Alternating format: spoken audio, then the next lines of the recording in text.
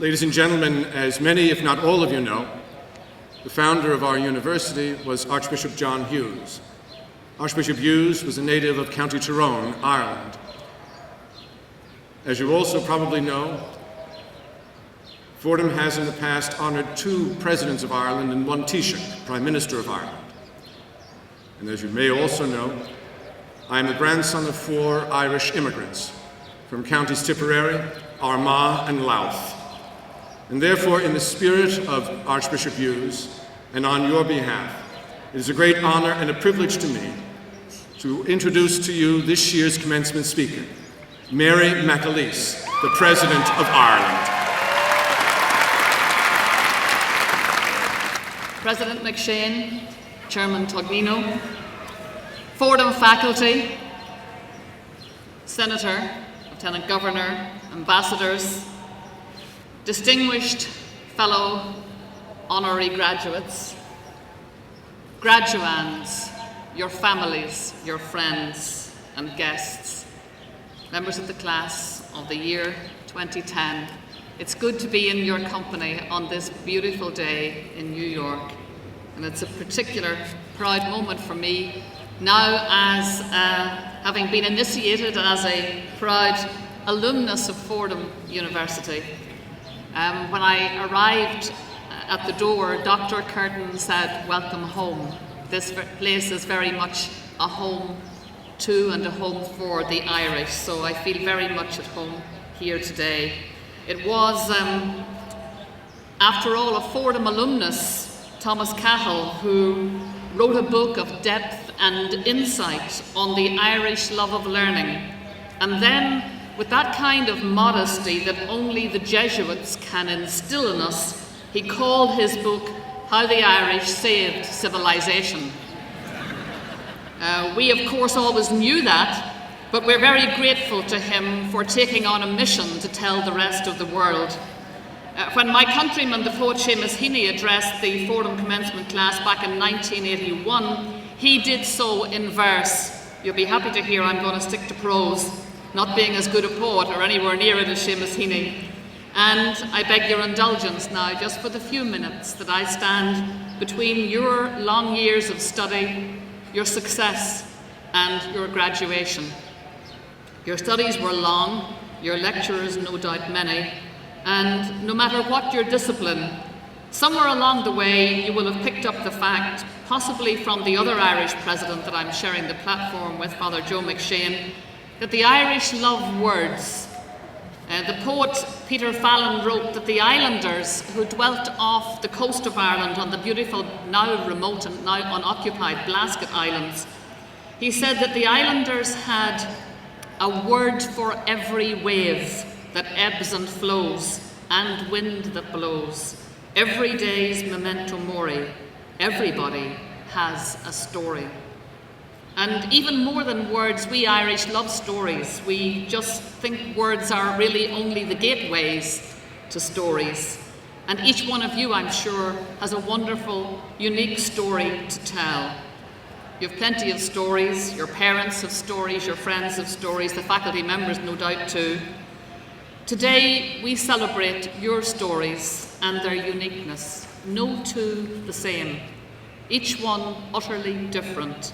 A little of what you were given at birth, a little of what you have learned, a little of what you have done, what you remember, a lot of what you aspire to, and then a mix of some ingredients that nobody but you can fully know or understand, and may never ever over the course of a lifetime come to fully know or understand. And each story is, even now as we sit here, a work in progress. And so as you write, as you will, fresh post-Fordham chapters in your stories, you'll write the future of your own lives, the future of this city, this country, and you'll also shape in a very real way the world that your children and your children's children will inherit. And in too short a time, you'll probably be back here, a little bit further back there in the audience, watching your children in a quadrangle, much like this. But we'll have a little bit more of quadrangles in a moment. First, I want to share a few stories with you. Some that I hope will have a resonance for you and for the days ahead of you. We've already heard mentioned here this morning the story of John Hughes, a Tyrone man. His statue is a beautiful statue, not too far from where I'm standing now, so associated with this university. But look at where he started. He was born the son of a tenant farmer in a place called Annalochan in the parish of Clogher in County Tyrone in Ireland in 1797. Ireland was then a colony, a very unhappy colony, of the British Empire, with a wealthy and powerful ruling Anglican elite whose very oppressive penal laws bore down appallingly on Catholics and on Presbyterians who were denied equality before the law. Like many of his neighbours to whom the state offered nothing but perpetual poverty, John took the initiative and left for America, arriving here in 1817. He had very, very little formal education, so he just took whatever work that was available. He was a manual labourer, a stone cutter, a gardener. He would be so proud, I'm sure, of these gardens. And then he entered a seminary, and even then he had to go through a period of some remedial instruction. By 1838, that humble young man was bishop. He appointed bishop here in the Diocese of New York, and he served here for 26 years. Through his life, a thread runs through his life, and that is the outrage he felt, a strong sense of outrage at injustice. And in particular, the injustice he had experienced as a child, injustice that robbed him of the right to equality and to dignity as a human person made in God's image and likeness. He said, "They told me when I was a boy that for 5 days I was on a social and civil equality with the most favoured subjects of the British Empire. These 5 days would be the interval between my birth and my baptism." In John Hughes, that outrage was a spur to action. It wasn't just a once-off anger, nor was it the kind of raging self-pity that paralyses, but rather it was a call to do things, in which he made common cause with the poorest of the poor and set about providing a good education here in New York to New York's poorest. His radical project of transformation was 11. This one human being infused into the world around him, 11, that started with the empowerment of one human being and galvanized through that person's strength the potential of whole communities. And you are sitting, you're surrounded by the results of his labour. He laid the foundation stone for St. Patrick's Cathedral, but much more important, of course, he built the foundation for Fordham University. And so we are all here then in part because of that passion, that foresight of an unschooled immigrant from a remote part of County Tyrone. So maybe as you leave Fordham, you'll take a part of his story with you, the part that carries in its core an outrage at a world of gross inequality, where the talent and potential of so many is allowed to go to waste, and take with you the passion he had, not just for giving out, not just for complaining, but for being an agent of change. In 1846, as the first of 1 million people died from starvation in Ireland, a time that we remember particularly in this week when we call to mind at a national level, an international level, a time known as An Gorta Mór, the Great Hunger, but also known in Ireland as the Great Starvation. A young French Jesuit, Henri Dumerle, arrived here at Fordham. He arrived just as Fordham received its charter and the Jesuit community was beginning to settle in. At the same time, back in Ireland, famine was taking hold. It would change our history forever. It would also change the history of the United States. Within a very short few years, a quarter of the population of Ireland would be either dead or forced to emigrate, and they would arrive here in New York in tattered rags and in poor health, to start life again. The Irish poet Ivan Boland writes very movingly of a famine road that was built by the starving on the borders of Connacht in that year of 1847. The rough stone road peters out in ivy and Scotch grass, and it is forgotten today. It is recorded on no map. Here are her words. Where they died, there the road ended and ends still. And when I take down the map of this island, it is to tell myself again that the line which says woodland and cries hunger, and gives out among sweet pine and cypress, and finds no horizon, it will not be there. Even here in this country, the land of desperate hope, that road petered out for many Irish victims. They contracted typhus either en route on the famine ships, the coffin ships, or on arrival.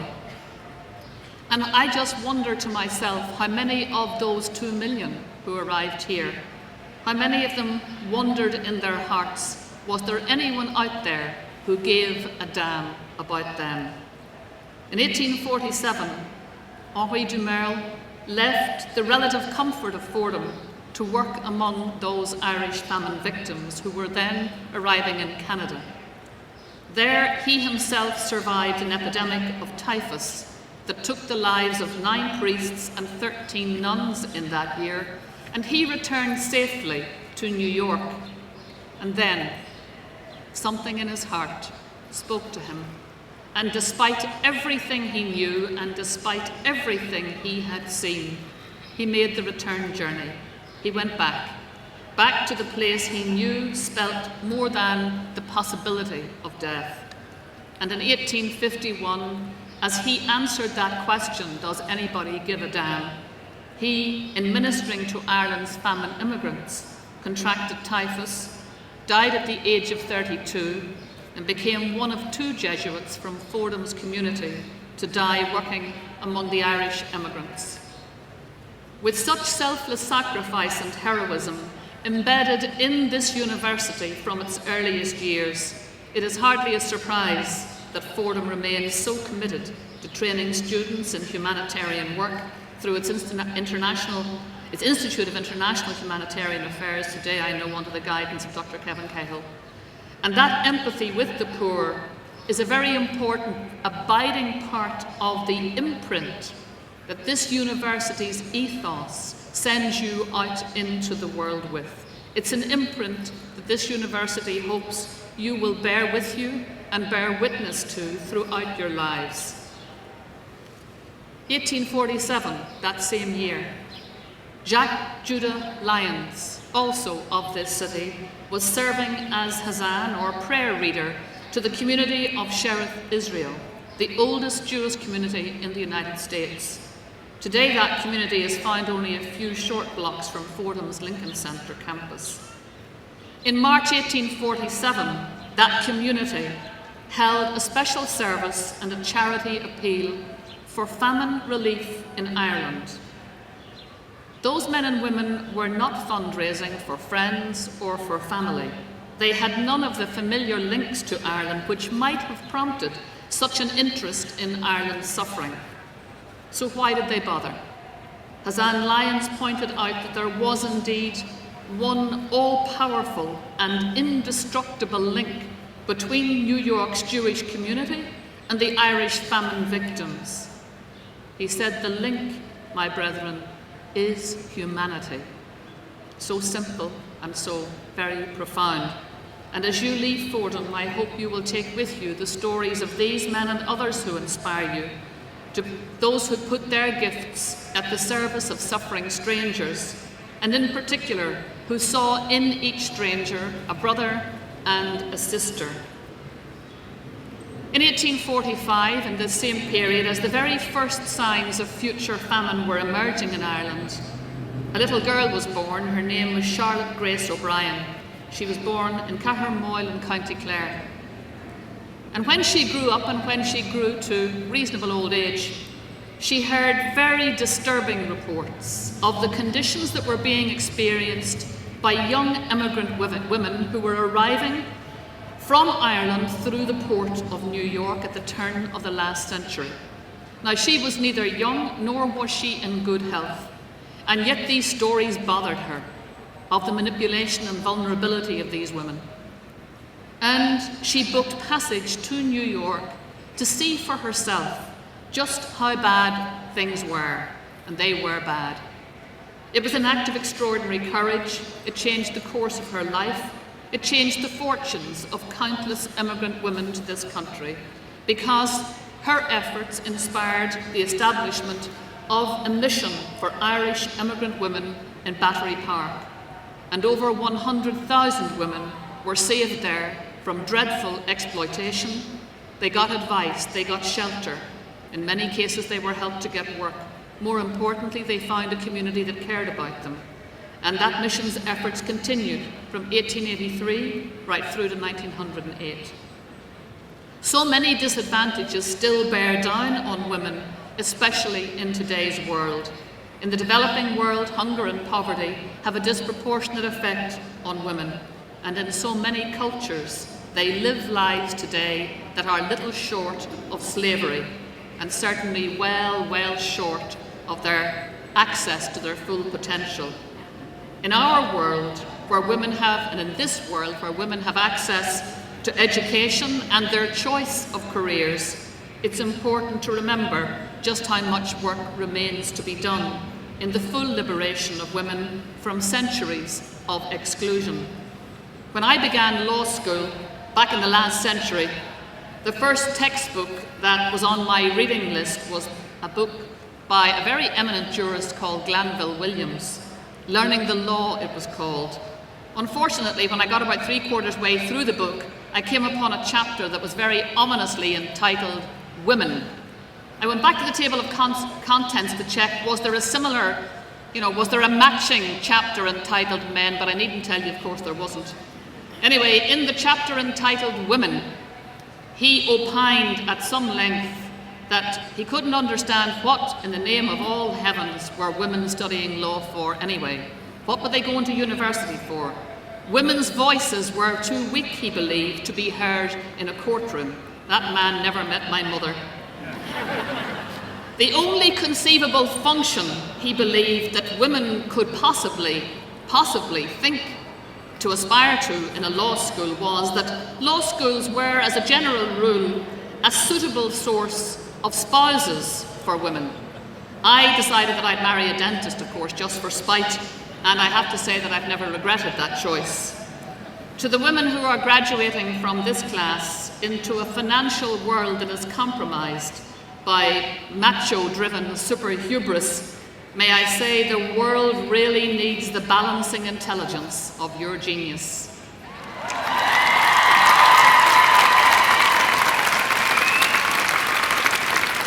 We seriously need to maintain the momentum created by pioneers like Charlotte Grace O'Brien, who yearned such a long time ago for a world that would fly on two wings, the two God-given wings, instead of a world that was limping, still is limping, along on just one wing. We need male and female champions of a world that flies on two wings. So what of the story of Ireland? The 18th century Ireland that John Hughes left was a mess. Political, religious oppression, violence and sectarianism. Doesn't sound too different from the mess that I inherited in 20th century Ireland. We inherited that toxic narrative, and then something changed in my generation, for my generation. This thing called education. Once the domain of a small and privileged elite, in the middle of that century, suddenly, thanks to free second-level education, the world changed. And along with free second-level education came electricity, just every bit as important. Seamus Heaney captures it and the changes that it wrought in a magnificent poem called From the Canton of Expectation. He says, "Suddenly this change of mood, books open in the newly wired kitchens, young heads that might have dozed a life away against the flanks of milking cows were busy, paving and penciling their first causeways across the prescribed texts. The paving stones of quadrangles came next, and a grammar of imperatives, the new age of demands. And then came the story of the Northern Ireland peace process, a story of struggling for justice and equality. It is the story of that generation liberated by education, who had those young heads who, according to Heaney, had in one of the most memorable phrases, I think, in contemporary Ireland, he describes them as having intelligences, brightened and unmannerly as crowbars. I hope every one of you has exactly that, an intelligence, brightened and unmannerly as a crowbar, because we sure need a lot of crowbars to move the obstacles that are out there to the kind of world that we would wish for. They used those crowbars bit by bit to dismantle the old culture of conflict and to replace it with a culture of consensus. And I'm very conscious in this audience that they did not do it alone. They were helped enormously by their family here in the United States. The United States is co-owner of the peace that we enjoy today in Ireland. Among our best friends and champions is one of your own, Bill Flynn, Chairman of Mutual America, very typical of the people who got behind the peace process. Busy people, lives to lead. They could have ignored our plight, but they did not. And in involving themselves and in involving the American administration, we were able to call on a resource, a well of ability, a well of innovative thinking. And from that, we were able to persuade so many people who were wedded to violence to think again and to join the peace process. Today, it may be one of the best examples of peace building available to us in our contemporary world as we try to face similar challenges and similar intractable problems. So, especially on a day, sometimes in the days up ahead and the months up ahead, because I know you're going out into a world that you didn't think you were going to go out into 3 or 4 years ago, a world with that awful recession word hanging over it, and with all the misery that has caused so much job loss and so much worry for people. So when things appear intractable and you are almost on the verge of giving up, remember, you crossed the great quadrangle of Fordham, and with every single step you have prepared yourself and you have been prepared to be that crowbar to face courageously the new age of demands. You exit into a very chaotic world. I know that it's a chaotic old world for sure, but you know, it needs leaders. It needs people like you, men and women of integrity, who are determined to take a lead, to give their best, to do their best, at the very least, not to make things worse. So ask yourselves, as you exit from this famous quadrangle, among whose names do you want to be counted? The givers or the takers?